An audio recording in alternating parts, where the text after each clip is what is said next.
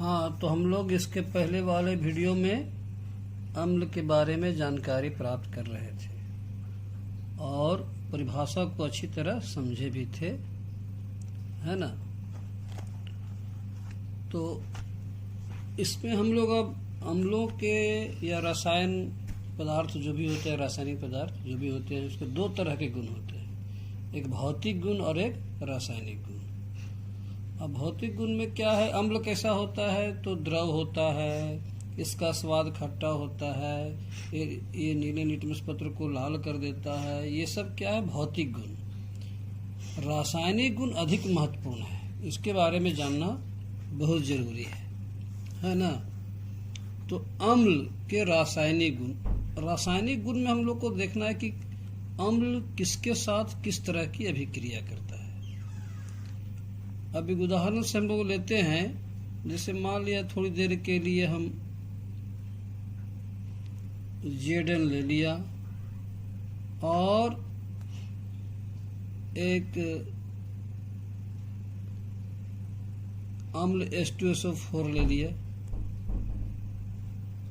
ये धातु है और ये क्या है, अम्ल। ये धातु है और ये क्या है, अम्ल।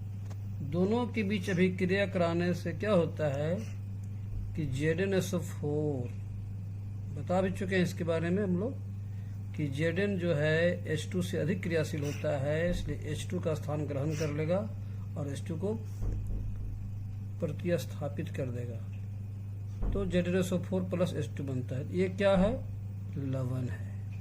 और ये क्या है, हाइड्रोजन गैस। क्या है, हाइड्रोजन गैस।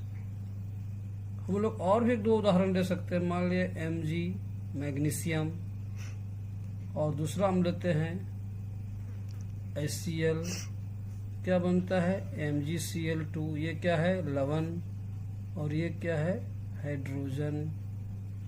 तो हम देखते हैं कि धातु भी अलग लेते हैं, अम्ल भी अलग लेते हैं, तो भी हर हाल में लवण और हाइड्रोजन का ही निर्माण होता है। तो पहला गुण में हम लोग लिख सकते हैं कि अम्ल अधिकतर धातुओं से अभिक्रिया कर लवण और हाइड्रोजन गैस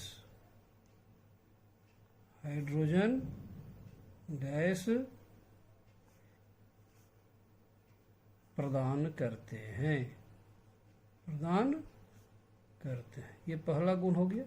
जैसा कि हम लोग देख रहे हैं, यहाँ हम लोग जैसे लिख दें, है कि नहीं। पहला गुण याद रहेगा कि नहीं रहेगा, कि अम्ल जब किसी धातु से अभिक्रिया करते हैं तो क्या क्या बनाते हैं, लवण और हाइड्रोजन। लवण प्रदान करते हैं और हाइड्रोजन गैस मुक्त करते हैं। ये पहला गुण है, याद रखें, है ना। इसी प्रकार दूसरा गुण क्या है कि इसी प्रकार हम लोग, जैसे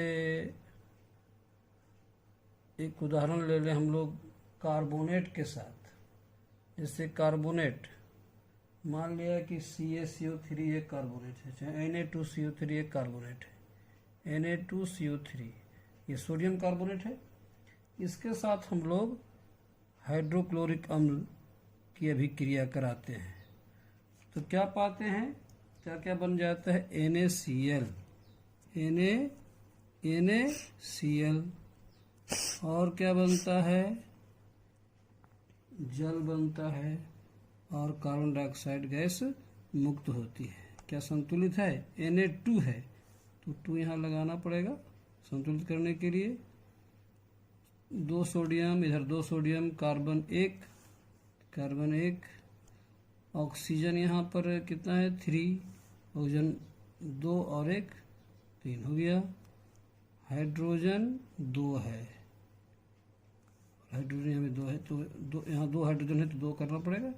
तो इस प्रकार ये संतुलित हो गया। तो कार्बोनेट के साथ जब हाइड्रोक्लोरिक अम्ल यानी कोई अम्ल अभिक्रिया करता है तो क्या क्या बनता है, लवण।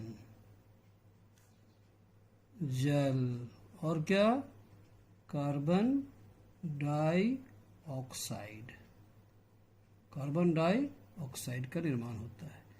ये हो गया सोडियम कार्बोनेट लिया। अगर हम लोग सोडियम बाइकार्बोनेट लेते हैं या हाइड्रोजन कार्बोनेट, है ना, जैसे मान लिया कि सोडियम हाइड्रोजन कार्बोनेट अगर लेते हैं, सोडियम हाइड्रोजन कार्बोनेट, और फिर अम्ल को लेते हैं हाइड्रोक्लोरिक अम्ल, तो क्या क्या बनता है, फिर देखा जाता है कि यही चीज़ बन जाता है, NaCl, NaCl बनता है। H यहाँ एक और एक H यहाँ, तो दो हो गया, और एक ऑक्सीजन इससे, और ये CO2 बनता है। तो इसमें भी देखते हैं हम लोग, ये भी लवण, ये जल और कार्बन डाइऑक्साइड। तो अगर हम लोग धातु का हम लोग कार्बोनेट लें या हाइड्रोजन कार्बोनेट लें, ये क्या है, सोडियम हाइड्रोजन कार्बोनेट, तो क्या क्या बनता है, लवण, जल और कार्बन डाइऑक्साइड। तो हम लोग क्या लिखेंगे कि अम्ल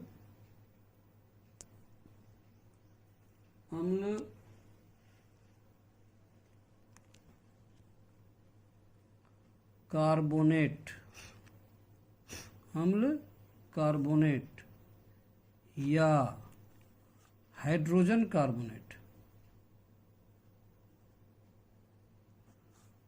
हाइड्रोजन कार्बोनेट के साथ अभिक्रिया करके क्या क्या प्रदान करते हैं, कि लवण,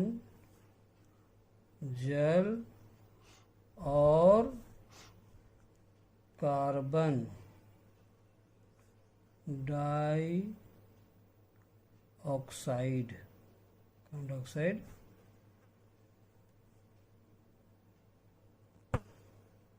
का निर्माण करते हैं, जैसे में आप इस उदाहरण को ले सकते हैं, है कि नहीं। इसी प्रकार तीसरा गुण,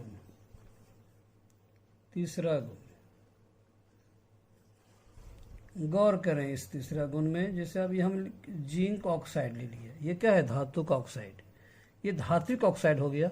हम MgO भी ले सकते हैं। अब इसके साथ हम मान लिया हाइड्रोक्लोरिक अम्ल की अभिक्रिया करा दें, तो क्या पाते हैं भाई, ZnCl2 बनेगा, चांस है ZnCl2, और क्या बनेगा, H2O, जल बनेगा। तो H यहाँ डबल है, तो ये संतुलित करने के लिए हम यहाँ एक कर दें, तो ये क्या है, धात्विक ऑक्साइड, और ये तो अम्ल है, ये है, क्या बना भाई, जिंक क्लोराइड, मतलब ये लवण बना और ये जल बना। हम लोग क्या लिख सकते हैं कि अम्ल जो हैं, अम्ल धात्विक, है ना, अम्ल धात्विक ऑक्साइडों से अभिक्रिया करके क्या क्या बनाते हैं, लवण तथा जल, लवण तथा जल बनाते हैं, या निर्माण करते हैं या प्रदान करते हैं, जो लिख रहा है। तो ये गुण हो गया, है कि नहीं। चौथा गुण हम लिख सकते हैं, जैसा कि हम अरहेनियस की परिभाषा में बताए थे, अम्ल की परिभाषा में अरहेनियस के अनुसार क्या बताए थे, याद है, कि जिसे मान लिया हाइड्रोक्लोरिक अम्ल है, इसको हम लोग जल के साथ घोल दें, पानी के साथ घोल दें, तो क्या बनता है भाई, H2 और एक H है, तो H3 और एक O, इसको कहते हैं हाइड्रोनियम आयन, क्या कहते हैं, हाइड्रोनियम, और क्लोरीन अलग हो जाता है। तो हम लोग क्या लिख सकते हैं कि अम्ल जल में घुलकर हाइड्रोनियम आयन, हाइड्रोनियम आयन जिसको हम लोग H3O+ कहते हैं ना, प्रदान करते हैं। इसको हम लोग चौथा गुण देखें, जैसा कि जैसे ये है, उदाहरण दे दिया है कि नहीं। पांचवा नंबर के गुण में हम लोग इसको याद रख सकते हैं कि ध्यान रहे, प्रबल अम्ल। प्रबल अम्ल कौन कौन है? जैसे कि HCl, HNO3, H2SO4, ये सब क्या है? प्रबल अम्ल। का जल में पूर्ण आयनन हो जाता है। ठीक है, ये पूरी तरह आयन बदल जाता है। जबकि दुर्बल अम्ल, कभी कभी बच्चों को प्रबल अम्ल के उदाहरण दे, HCl, HNO3, H2SO4 दे सकते हैं।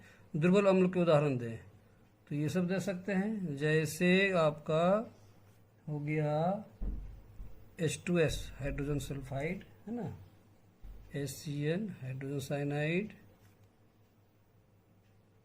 CH3 एसिटिक अम्ल, CH3COH। जल में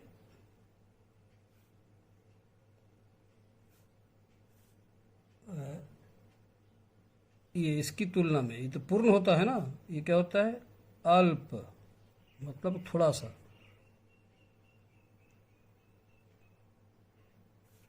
दुर्बल अम्ल का जल में अल्प आयनन होता है।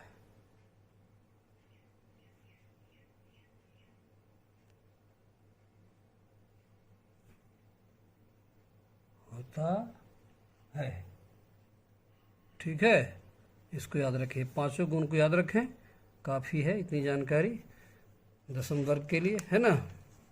ठीक है, अगली बार हम लोग क्षारक के बारे में परिचित होंगे।